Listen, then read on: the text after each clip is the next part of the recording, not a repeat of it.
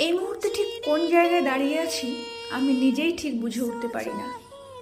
পুরোপুরি ভেঙে পড়িনি, আবার একেবারে ঠিকও নই। সব কিছু চলছে, অথচ কিছুই ঠিক মতো চলছে না। কেমন এক মধ্যবর্তী অবস্থায় আটকে আছি। সকাল হয় আমি নিয়মিত উঠে পড়ি, কাজ করি, কথা বলি, প্রয়োজন মতো হাসিও দিই। যতটুকু স্বাভাবিক থাকলে প্রশ্ন কম আসে, আমি ঠিক ততটাই স্বাভাবিক থাকি। কেউ বুঝুক তা আমি চাই না। ভেতরের ক্লান্তিটা আলাদা করে চোখে না পড়ুক, কারণ ব্যাখ্যা দিতে দিতে নিজেকে অপরিচিত লাগে। সত্যিটা যদি বলি তবে বলবো, ভেতরে প্রচণ্ড শূন্যতার এক বিস্তৃতি।